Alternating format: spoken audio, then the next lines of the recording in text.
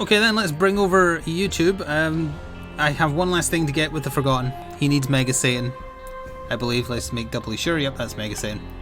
So we're going to try and do that, although I'm mostly going to be blathering about movies again, which probably means I will not be focused. So we're going to aim for, if I get enough HP, sacrifice rooms, otherwise angel deals, and if it works out, it works out. If it doesn't, it doesn't. Hello everyone that's saying hello, and welcome to the chat, Doc Dellinger. And thank you, Serenity, for resubbing. Alright, let's get started. You found this under your desk? That's not where streaks go. Streaks go in your underwear. Sorry. That's not where streaks are supposed to go, but the men in chat know. Is there any difference between normal and hard? Yes, there are separate unlocks for normal and hard, but if you play on hard, you unlock the normal ones at the same time. And hard mode just means less consumables. Other than that, like, all the enemies do the same damage and whatnot. It's still double damage after mom, etc. Your underwear was under your desk? Shouldn't you be wearing it? Get him, Ice Cube, baby.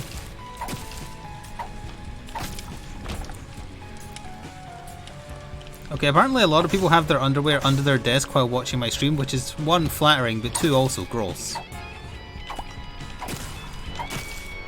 Do you have better things to do? Maybe not during Isaac. Now, your legs are allowed to be under a desk, but your underwear is not allowed to be around your ankles. Or under your feet, for that matter. And thank you, Juiciest Griab, for using your Twitch Prime as well. It seems suspiciously close to a year. Allegedly. Ooh. Didn't even get him. Allegedly, indeed. Remember, you have spooky ghost powers. That's the thing this person can do. Oh, it gave him the health, though. I'm going to go back for the... No, I'm not, because it restored my red health. Never mind. So on my day off, I went on a movie watching extravaganza. I watched 3 movies I haven't seen before. And then did end up starting on Columbo, like I promised. And as say it twice now, I was watching it before the stream. So get ready for a lot of Columbo anecdotes for the next little while, because there's a lot of episodes. Hello, Lily. You arrived to chat being like they're all up in their underwear or something. Actually, before I start talking about movies, I just want to quickly mention that I got a late Christmas present from Twitch. They sent out an email to partners, and despite my much lower viewership than I used to have, I am still a Twitch partner. And it was a thing where it's like, hey, do you want a Christmas present from Twitch? If so, be one of the first 1,000 people or whatever to fill this out, and we'll send you a Christmas present. And I got in early enough that I got sent a gift. I posted a photo on Twitter. It's got like a thermos, some socks, some Twitch themed pins. It has a Twitch themed Connect 4, which was a bit strange. A Twitch themed USB charger or phone charger. And the thing I wanted to mention, because it's relevant to now, which I don't think was in the photo, was that it has a very, very nice, very large fleece blanket with like Twitch branding, and it says partner on it, and it goes on, it's a gradient from purple to blue, and I have it around my legs right now because it's cold, and because I'm 80 years old. It's very, very warm. I like it a lot. What I don't like is it, like, their idea that partners want a bunch of stuff that just says partner over and over on it again and not like Twitch, because nobody's gonna get that. Ooh, hello. That is interesting. That is very interesting. So yeah, I have a really nice new fleece blanket. It's a little late for the Christmas weather, but January and February are usually pretty bloody freezing as well, so. I would put it on my bed, but my dog has a habit of sleeping on my bed and drooling on it, so I don't want to wreck it. It literally just says partner, partner, partner, partner, partner all the way down one side of it, and then right at the bottom is the Twitch logo. Which is also what's on the socks, which again is not good branding, because nobody's going to understand. Still neat though. Yeah, they'll see it, and they'll, like, if people did see it in somehow, they'd assume it was like a dating site or something. Like Partners, the new site you go to cheat on your spouse or something. We look at this, walk away. Look at this, walk away. There we go. I might as well clear the floor in case there's spirit hearts, I suppose.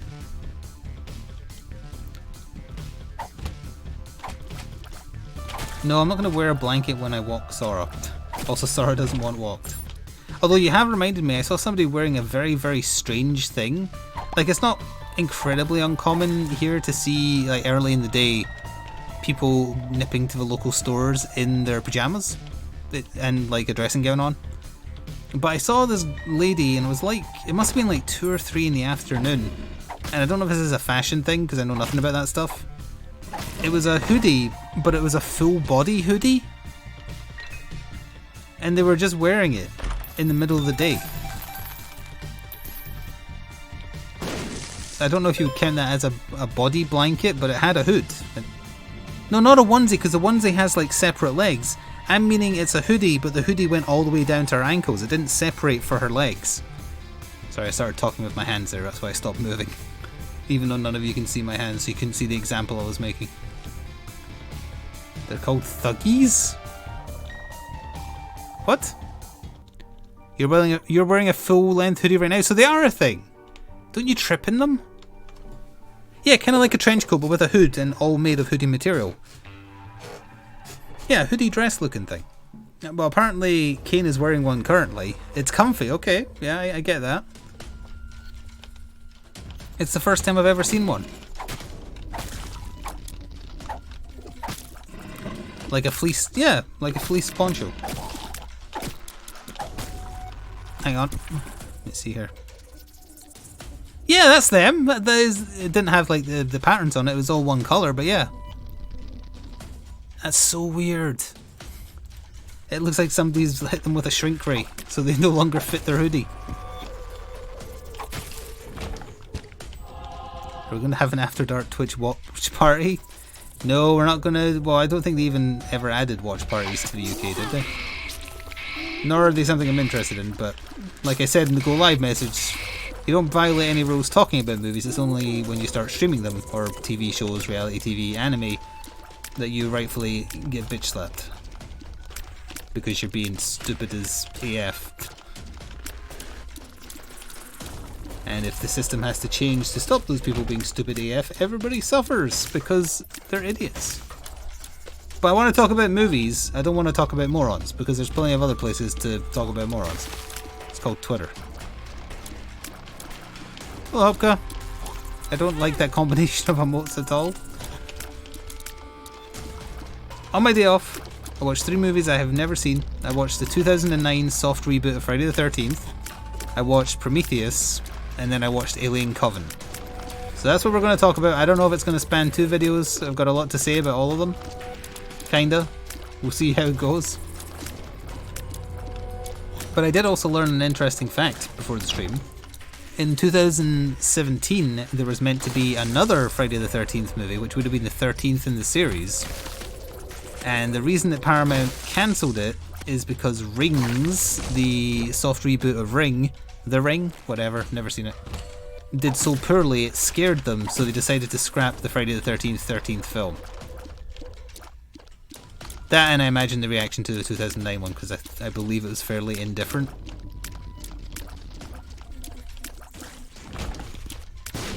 No!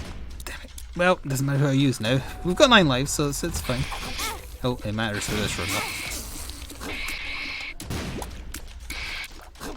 Hang on, I need to focus on this room. There we go. Perfect.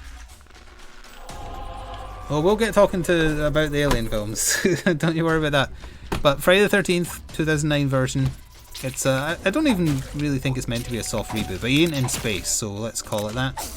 It's made by Platinum Dunes, which is Michael Bay's company, and Michael Bay had a really weird credit on it. It didn't say, I didn't catch it fully. It didn't say executive producer. I think it said executive planner, and I don't know what that is. Because executive producer is just the title they give people who have worked out a deal to get extra % off the box office, for the most part. But I'm sure it said executive planner or something like that. And I don't know if that means he had any like hand in it, but it certainly came across like he did because it had a lot of Michael Bay tropes. Executive cocaine. Hey, did I just take Curse of the Tower? Oh, it was a question mark. Well, bollocks. But I almost shut the movie off in the first 20 minutes and didn't watch, Not because it opens poorly, because it opens with 2 separate intros before you see the credit drop. For some reason. The first opening before the credit drop is a recap of the very first film, which makes sense because it was from the 70s, so... It's Pamela Voorhees hunting down the last counsellor alive, and then the last counsellor killing her, and then Jason finding her head. And then there's a separate one where, and this is where the Michael Bay feelings started coming, there's a bunch of stoners walking around where Camp Crystal Lake used to be, using a GPS to find a pot farm. Because apparently GPSs can detect pot? I don't know. I don't know how that works. I don't know drug things. Well, I might as well just go full whatever. Okay, that's pretty good. And then Jason kills them one by one, and he doesn't have a bag head, he has like a bandaged head. Just to like hide his mutantness. And then during that, the 2 survivors, well, the 2 people left during that section. And that section's actually pretty good. The kills are interesting. It's intimidating. There's you know, pretty good jump scares, that kind of stuff.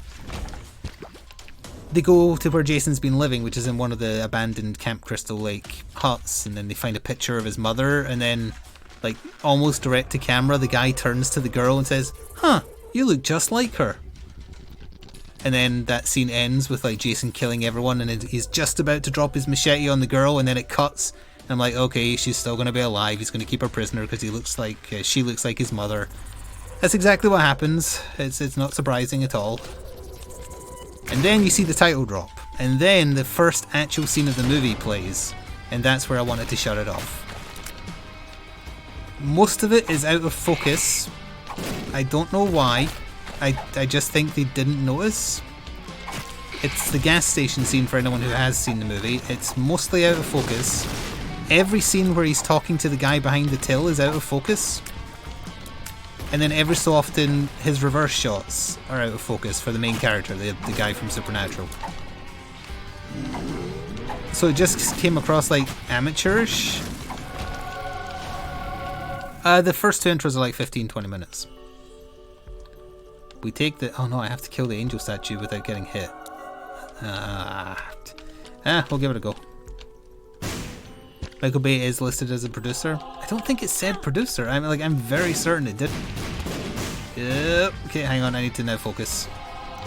But yeah, not just that, like, I was like, why is this out of focus? The first 2 scenes of the movie with those, like, potheads and whatnot were pretty good. I don't know who that is. But then the Michael Bay characters started appearing, and the counsellors, or well, they're not counsellors, they're just people up to parties. It's more like part 4 than anything else, but still, I'll probably call them counsellors. The counsellors that show up, they're all raging assholes, kinda. But Michael Bay, as you might know from any movie of his he's ever made, he's a little bit heavy on the old racial stereotypes, and being very racially insensitive with his stereotypes. So that's where I felt his hand, because the black character in the movies, his personality quirk is that he accuses everybody of being racist using racial stereotypes. So the guy says to him, "Hey, could you pump the gas while I go pay for it, please, my friend?" And he says, "Oh, you're getting the black guy to pump gas for you. What, are you a racist?" Which doesn't even make any sense. And then there's another scene when they first get to the cabin where someone asks him to do something, and again he's like, "Oh, get the black guy to do it. Oh, okay."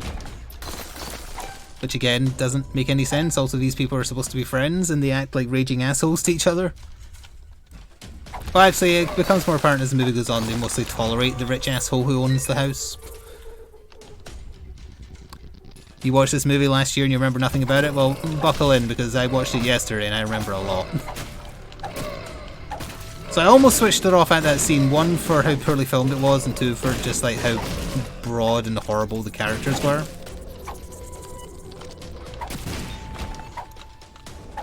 Oh, is that the Supernatural? I mean, I've never seen Supernatural, it's just I wanted to know who was starring in it, so I read reviews and they mentioned Supernatural. The guy playing Jason in it, who isn't very good, he is apparently the person who plays Swamp Thing in the DC TV series that he's been in, which I don't know because I've never seen him. He hasn't been in Arrow, and that's basically the only one I watched. But that's the guy who plays Jason in it.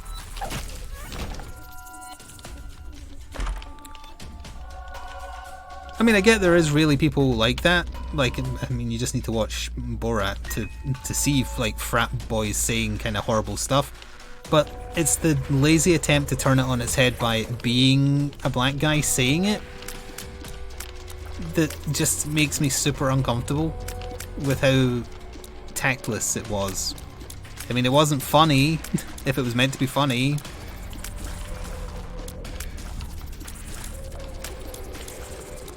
And then that character does nothing else. Well, actually, no, that's not true.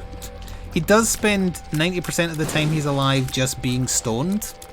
But then he kinda redeems himself before he gets murderized, because he's the only one willing to go look for his friend, the stereotypical Asian nerd, who, I can't remember how he died. I think he just got his head broken or something. But he's the only one out of the survivors that's like, no, I'm gonna go save my friend. And he uses a walk as a Captain America shield. And then he gets an axe in the back and shouts for help, and then all the other raging assholes who are surviving are like, no, Jason's trying to lure us out of the house. Let's let him die. So they do.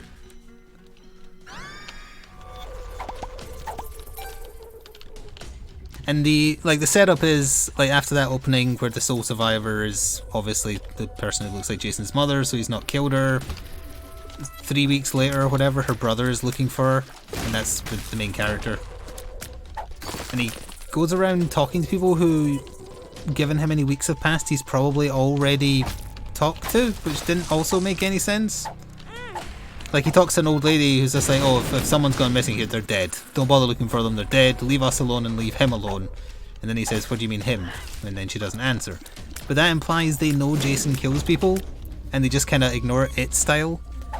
And then for no reason, well, there is a reason within movie terms, but there's no reason story-wise. If people know Jason and avoid him, there's one victim in the movie that makes no sense. He goes and kills a redneck that's sexually attracted to a mannequin, who implies just before dying that he's had sex with the mannequin multiple times, because Michael Bay. There's no reason for Jason to kill him, it's just a reason for him to get the hockey mask, because he finds it in the attic where he kills the redneck. Who had, like, he's nowhere near the camp, he's nowhere near the hut the cast is staying at. He has an interaction with the main character because he goes to him to ask if he's seen his sister, but there's no way Jason would have known that. I didn't get it. Like, you can't have your cake and eat it too with regards to people knowing that Jason exists and trying to stay away from him. Makes no damn sense. It also implies he's stealing fuel from them, but you never see him use fuel. It's just so he kills him in the attic, and then he looks down by the body and he sees the hockey mask, and then that's how he gets the hockey mask. That's all. Oops. Oh, curse of the tower, I hate you.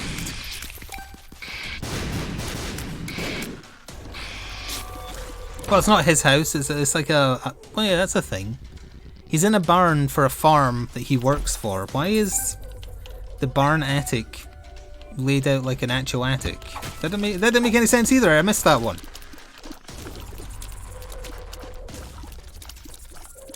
Because he tells the main character that he works for someone, and he's lucky that he spoke to him and not the owner, because the owner would have just shot him, apparently.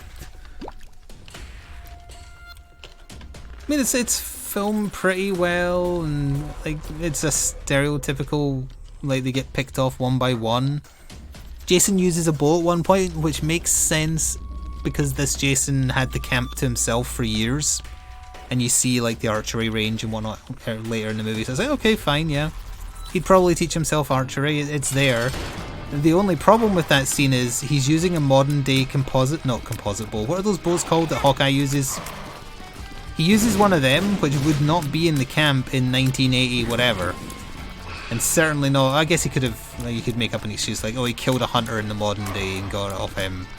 Compound bow, that's the one. Or a recurve, whichever. It looks like Hawkeye's bow. It doesn't look like a bow he made himself, or a bow the camp would have in the 80s, you know, that kind of thing. And he uses it the once. And then that's it. Because it's a convenient way to kill someone who's piloting a boat.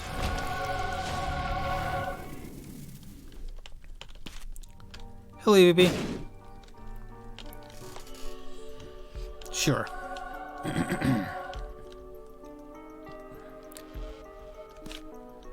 So either way, it's fairly like just stereotypical for the most part. They find the sister. Oh, they do circumvent your expectations because they set up a final girl being like the love interest for the lead that for some reason trusts everything he says even though they just met for no reason. And then she suddenly gets murdered after the sister gets saved. So it's like, oh, you thought she was the final girl, but it's actually the sister. Because that's obvious, because that's what they always do in those films. We have the key, so yeah, let's just go.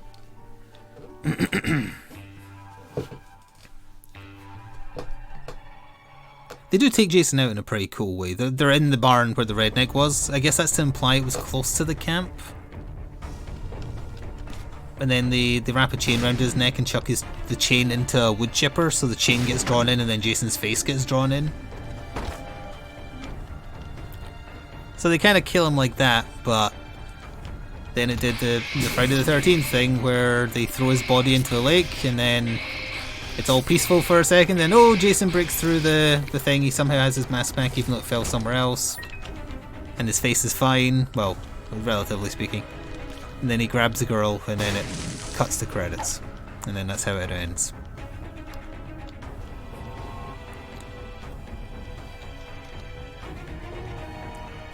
Yeah, the circumventing expectations is very in right now, for whatever reason. Even though it was just really, really obvious. One, that she wasn't going to be the final girl, and two, that the sister was obviously alive. What else did I notice about the movie? I'm trying to think. Oh, they did another fake out that was actually pretty effective. Like the dick guy who owns the house, he's running away from Jason, and I don't think I want to absorb this book. A weird looking truck pulls up and he says like, "Hey," and then nobody says anything back, and then a creepy looking hand pokes out the driver's seat and like beckons him to come over. And he's like, no, I'm not falling for this. And then Jason just appears behind him and machetes him. And then it turns out there's just a guy with like lung cancer driving the truck, so he can't talk.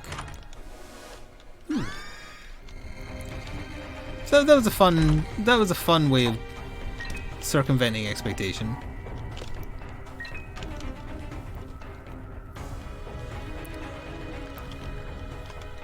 Hey, I'm over here talking about Friday the 13th from 2009, and you're over here talking about the Nightmare on Elm Street remake from... Wasn't there two of those? Also, why didn't I rest in the bed? I forgot I could do that.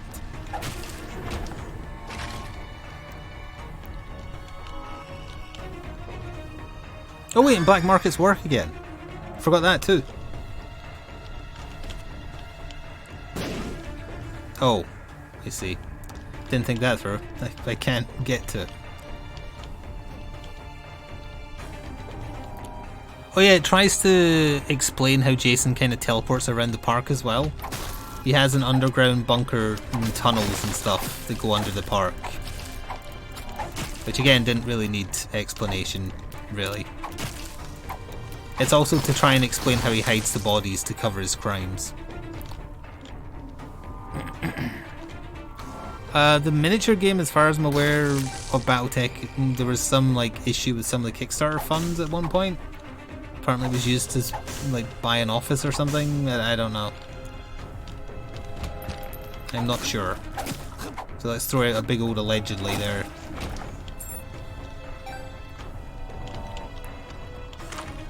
Well, that's right at the start, yeah. One of the ladies gets cooked alive in a sleeping bag. We have Toast Man. Isn't he banned on Twitch? Hang on, I can hit that open. Look how happy the ghost looks. So I wouldn't bother, but the 2009 Friday the 13th is my final thoughts. The old ones from the 70s and 80s are just so like quaint. The fact that you can see the string and it's all just... And the censorship got worse and worse with every iteration, so there's like less and less to see and do in them. they're very fun. Although that has reminded me, because nobody reminded me, I told you on Sunday, to remind me to tell the story about the missing cast members. And no one did. I had to remind myself just now. So we'll have to wait until after I've attempted to murder his boss, because I do not like this boss. Save myself a hassle there. I'm going to have to use the Soul of Azazel if I get murdered here. Which is what happened. Get wrecked. Oh, thank you, Hikimori, for... Oh, sorry. Just let me... Oh, hang on. Almost. Hang on. Okay, I'm back. Thank you for gifting a tier 1 sub to Starlight the Cat. So this is in relation to Friday the 13th Part 9. When I was telling the stories about watching that, I forgot a very important plot point that I wanted to discuss that they kind of just hope you forget about. That's the one where 90% of it is Jason on a boat killing people, and then the last 20 minutes is him in New York. On the boat, they know Jason's killing folk. So they say, hey, everybody who's still alive, come to the bridge of the boat. They do. The tough guys all gather together and say, we're going to go get weapons and go and kill this guy. They go. The stuffy teacher guy's like, okay, well, the rest of us should stay here. And everybody ignores him because he sucks. And then the kind of motherly teacher lady says, okay, survivors who aren't main cast, you come with me, I'm going to leave you somewhere safe. And she leads them to a disco room, because apparently that's something boats have. And Jason killed someone in there earlier, but there's no evidence of it when they go there. But that's not the point. The point is, she takes them there, she says, you stay there, I'll be back for you. He does hate disco. I'm not taking that, because no point in becoming Blue Baby.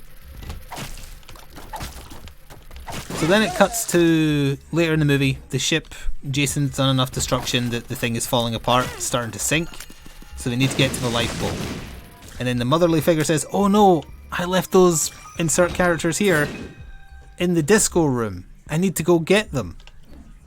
And then the kind of lead main guy, the male guy who's kind of like the only person with ship knowledge on the ship, says a line along the lines of, I've forgotten the verbatim now, but he says something along the lines of, that room isn't even there anymore. And she doesn't ask any further questions about what the hell he's talking about. I presume he means that's already sunk, but it just makes 3 characters vanish. I'm pretty sure it was 3, at least 3, maybe 4 of like non-important kids in the class who don't get backstories and you don't care whether they'll ever die. So they just get vanished. Oh, thank you, Bully, for gifting 5 tier 1 subs. Oh, there's some old names in there too. So, I guess they couldn't be asked killing them off and just wanted to say, hey, they drowned or something? Because the lifeboat is pretty small. But what they should have done if that was the intention is just like, hope that you forget. But instead they throw in that weird line where it's like, no, that room doesn't even exist anymore. It's so weird. Oh, and thank you, Rydog, as well. It stood out so much. It's just being this weird thing. So yeah, that was a little story about Part 9 that I forgot to tell that we wrapped into the 2009. I would have been interested to know what they did with a 2017 sequel. Like, Jason killed the room so hard it vanished from the movie, yeah. Thank you, Chemically Rad, for the bits as well. The engine room caught fire, which led to the taking on water, from what I remember.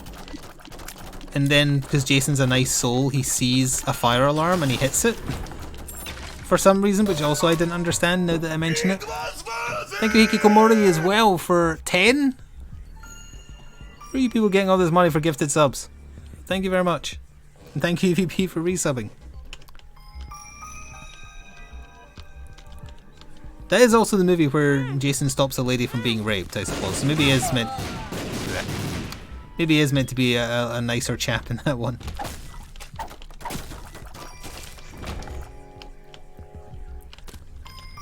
Or Jason likes fire alarms, yeah, sure. okay. Oh, thank you, Potlayemi. The coffee. Twitch allowed a payment you can use? Oh, nice. But you said standby, but I presume that means use.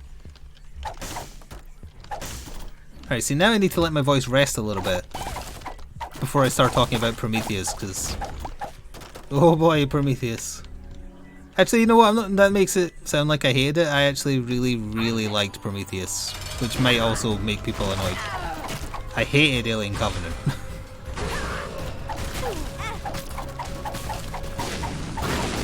Hang on, let me just kill Mom real quick. I did. I watched Prometheus and Alien Covenant back to back. For the first time ever. Thank you, Juicy's Kriab, for the bits. Let me hang on. We're going Mega Satan. We have the key. We have the wafer. I think the Polaroid invincibility is better in this instance, even though we haven't had much damage. We have lots of damage right now because I use a strength card.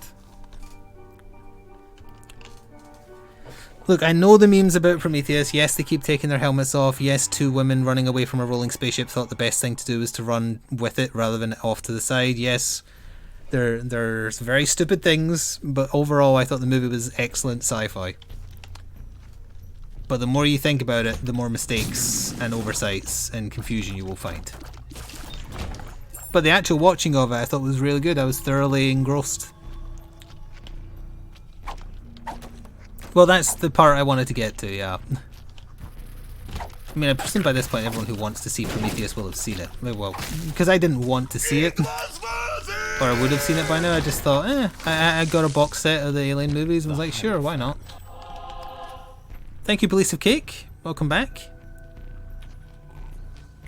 And thank you, Pixel, for the bits. Like, it didn't need to be an Aliens movie. It didn't need to be in the universe. It helps that it was in the universe because then they don't need to set a load of stuff up. You could have seen no original Alien movies and enjoyed Prometheus just as a sci-fi movie with some problems.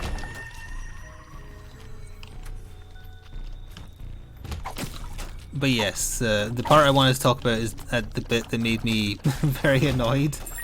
Because, okay, they find a building with breathable atmosphere and they're there to find their what they think is their creators. And then they just keep taking their friggin' helmets off. Which is weird because I actually think that the design of their spacesuits is cool. I liked it a lot. And the helmets were big enough that the actors could still, like, act. It wasn't like their faces were too hidden or anything. But yeah, a person, they have discovered that... Actually, I don't remember if they've discovered at that point that what they call the engineers have the same DNA as humans or not by that point. But either way, they've confirmed that, like, at that point, let's say aliens, because they don't know they're like pro-humans, exist. And then a weird creature pops out of some black ooze, and the dude's first instinct is to treat it like it's a puppy. When it's a weird snake-looking thing, I don't believe that on any level. Why did they have him do that instead of just get jumped by it or something? Because it eventually, like, that's another thing about them taking their helmets off. It doesn't even need to do that because it bites his hand and gets into his arm. So it doesn't even need to not have a helmet on. It makes no friggin' sense. That is the only bit where my suspension of disbelief could not be sated. It was like, this is happening because it has to happen, but there's like 50 different ways you could have done this. Rather than this dumbass shit. But Ridley Scott is an old, confused man, so... And the dude who wrote the movie was, like, he's some hack, right? I've forgotten what else he's done. Is it Paul Verhoeven? Is that who did it? Oh, I got an emote! I thought I had them all. A reading emote. So that was the only bit where I was like, come on, you could have done that so much easier, like in so many better ways.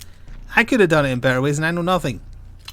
Like, why are you ruining what up till that point was just a nice, real slow burn sci-fi movie about people wanting to find their careers?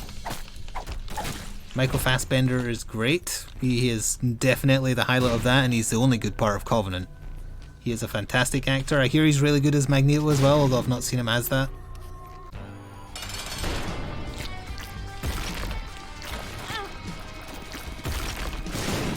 Like him playing an android that was given too much freedom so it can learn and just becoming disgusted with humanity is wonderful.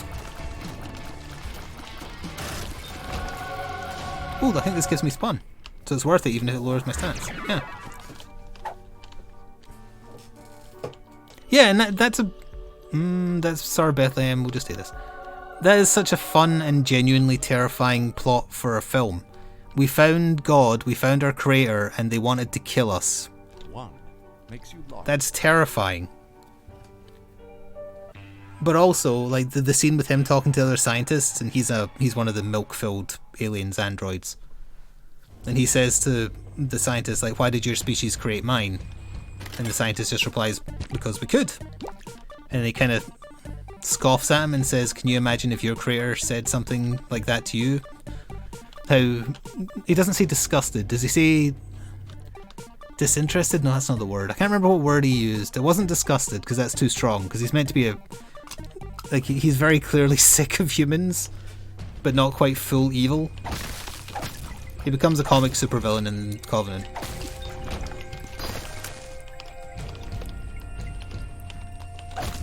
Well, either way, just that conversation between the two of them where it's like they don't realise that how much disdain he's had or has grown because he's an android who's been allowed to learn. Unlike the later androids like Bishop, who are just like androids.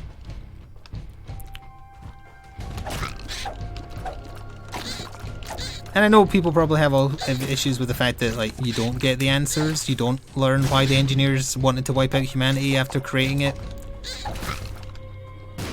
But sci-fi doesn't need to give you all the answers. It's okay to have like some open-ended stuff that lets you... What is... The ghost went from so cheerful to terrified.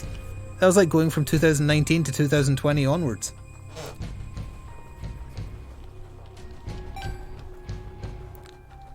You think God stays in heaven because he too lives in fear of what he's created? That is basically the gist of the film. And apparently the original title for Alien Covenant was going to just be Paradise Lost, because it is just basically Paradise Lost. But they changed it, because apparently every subsequent Aliens film has to be named after the ship that is in the movie.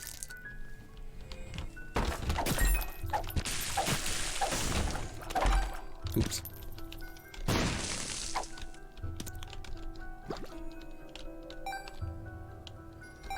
Yeah, like, I don't usually like sci-fi video games that much, for whatever reason.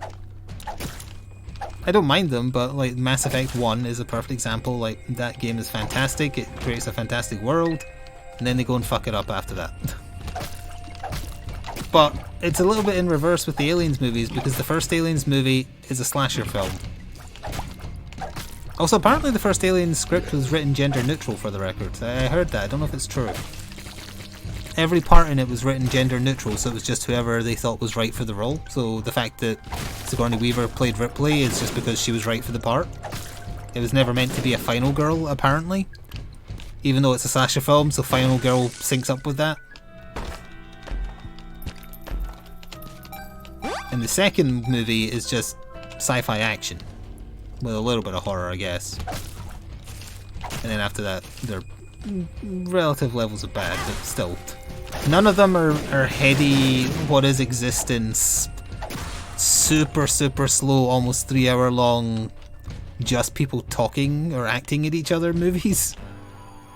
What does this do again? Oh, I just remember what it did, I shouldn't have used it. Although in this fight it's not gonna... Oh, it did.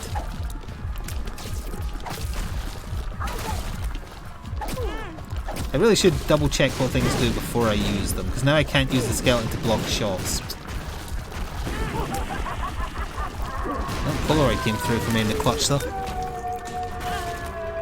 We are going to leave the room for a second and go this way. It's wrong, Ripley was male? I heard neutral. Either way though. Oh, for goodness sake, and Last of Us Floor 2.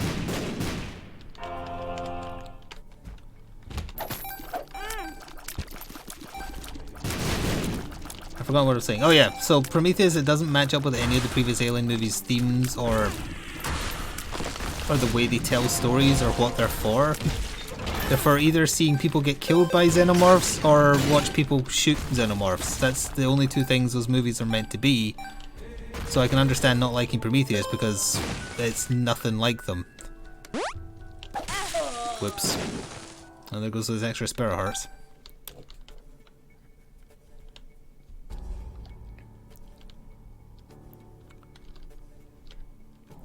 Ripley was supposed to be male. Sigourney Weaver auditioned for Lambert, but Ridley Scott liked her too much for Lambert, so they put her into Ripley because the character's gender doesn't matter. Okay.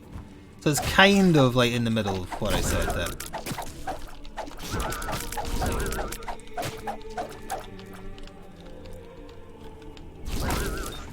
And she does a hell of a good job in it.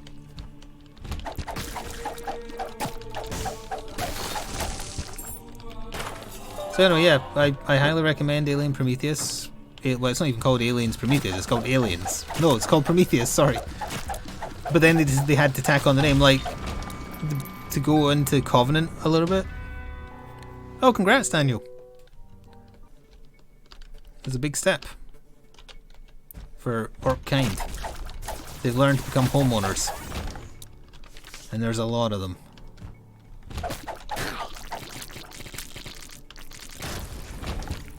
What was I saying? Oh yeah, highly recommend Prometheus if you've never seen it. I really liked it. Although the what's his face with like the old man makeup on playing Wayland, very bad old man makeup. Don't know why they did that. Is there anything else to say about it? The effects are cool. Kinda, it didn't need the Xenomorph cameo right at the end. That seemed like pandering.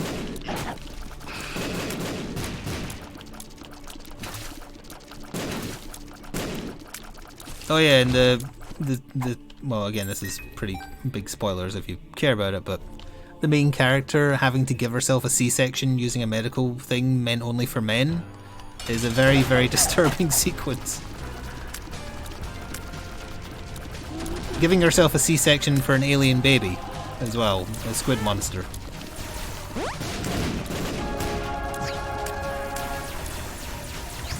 Yeah, it's really, really long and it goes into a very, very specific detail. Yeah, it was meant to be that way because that's the build up to that kind of weird stuff. And there's religious themes because she couldn't have a baby and she keeps her faith even though she knows it's not true, etc., etc.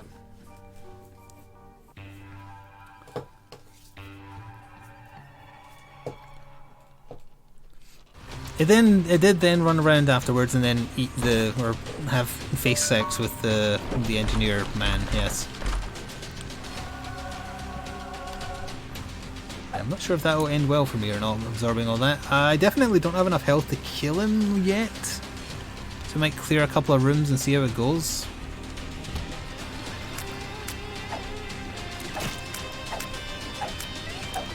You fully checked out of the movie? Yeah, but that's when it gets like gross and whatnot.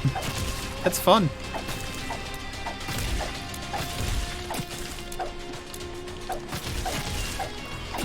Although really, that's the only section of it like that.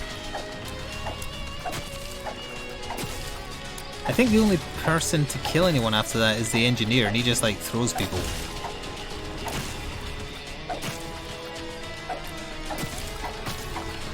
Oh, and he rips Michael Fassbender's head off.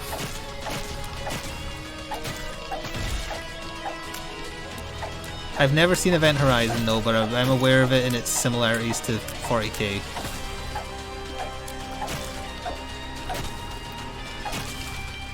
I mean, I'm sure Columbo will keep me busy for a while, but I might go out my way to watch the like young character X-Men movies now because Michael Fassbender is a good actor. Although he was also in that Assassin's Creed movie, I believe, and I don't want to watch that. But he himself is a good actor.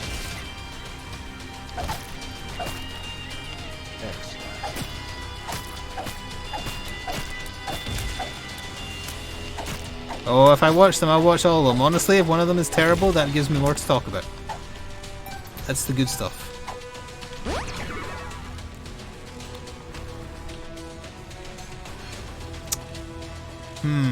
Did I go for the secret room? The secret room could have raw liver. I'll try for it, I guess. Running out of lives, though.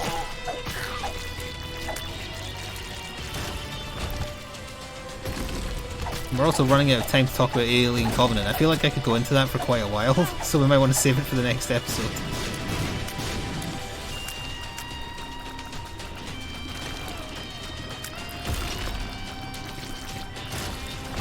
Yeah, I think that's a good idea because that'll give my voice a chance to rest.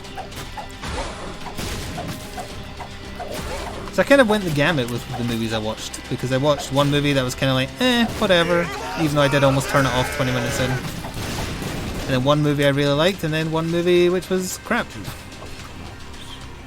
Thank you, Court, for resubbing for 51 months. You need to be here when I'm not playing Isaac or something else that you're not interested in.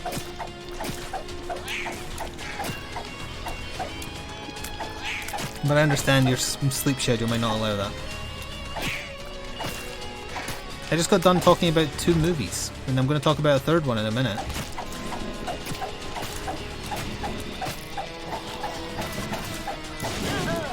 I may have been looking at chat there.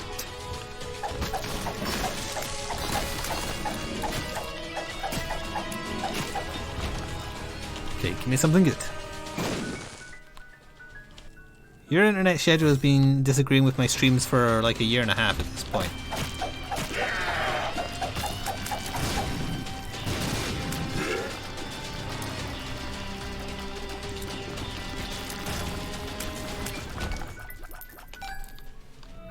Swing and a miss. Wait, did I get health from using this? Nope. Well, we're probably not going to kill Mega Satan, but can only try.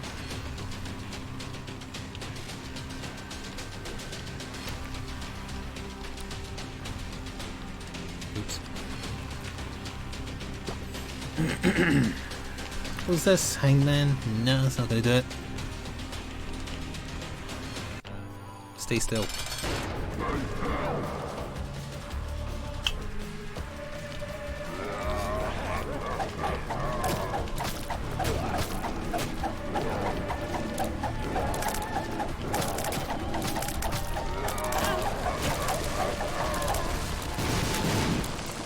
Curse of the Tower might be the thing that actually screws me over. Well, no, taking 9 lives was.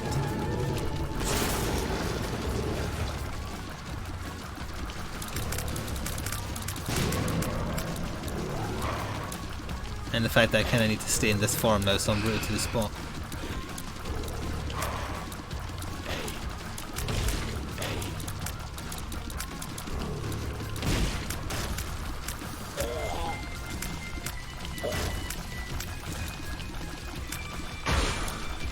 Yeah, where was the main character, as in like the actress? Where was the main character of Prometheus from? Because she sounded like Bjork. Blech.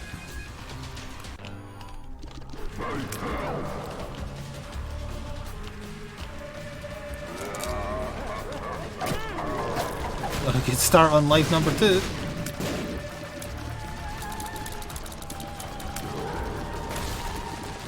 French? I didn't hear French at all. She is Swedish, okay, there you go.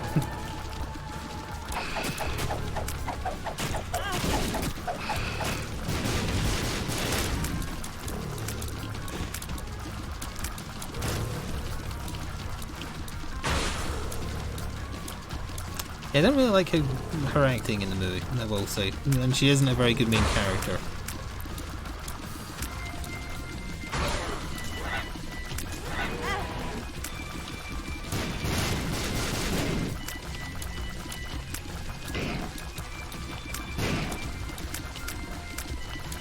She was fine.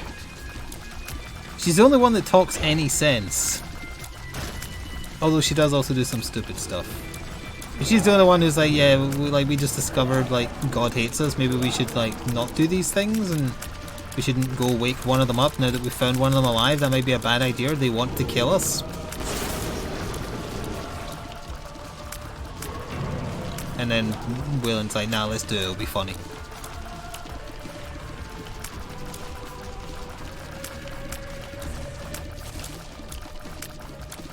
He basically made the troll face that Envy had right there.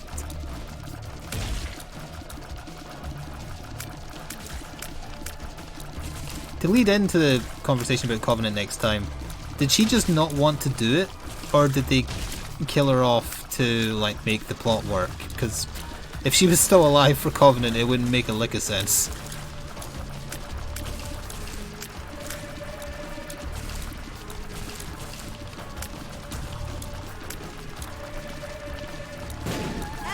Blah. She backed out? Okay. Alright, well, we're not going to kill Mega Satan this time, but got close. If I hadn't have taken 9 lives, I think we would have done it. Might have died earlier.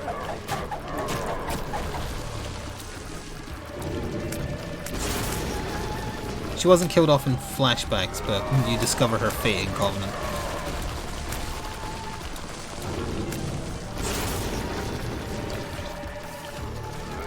Prometheus ends with her demanding that instead of sending them back to Earth, that David sends them to where the engineers came from instead, because she wants to know why they hate humans and wanted to wipe us out.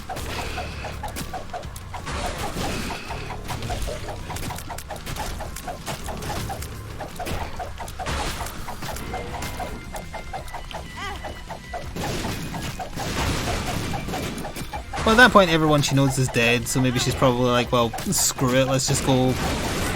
It'll be funny. I don't know. The hand respawning is what got me. You know, there is a 0 life, but let's just end this charade. We know I'm not winning.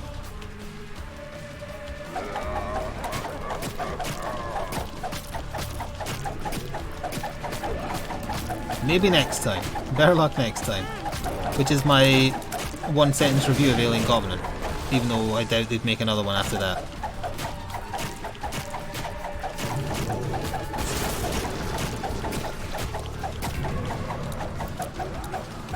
I did get to smack Satan in the face with my big bone, yeah, that is true. We've all been there. Oh, somewhat ironic, I have a goat's head follower as well, I only just noticed that.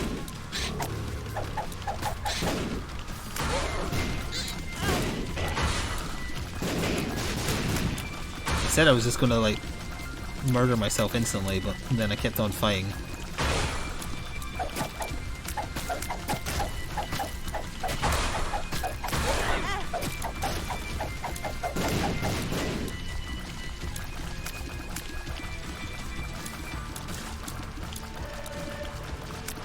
Bloomkamp was making a Ridley sequel. Yeah, look, as much as I love Sigourney Weaver, she doesn't need to be in any more Alien movies. It's fine.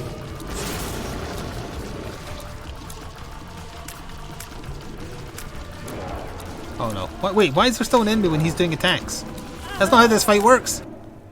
Boo, you are ugly.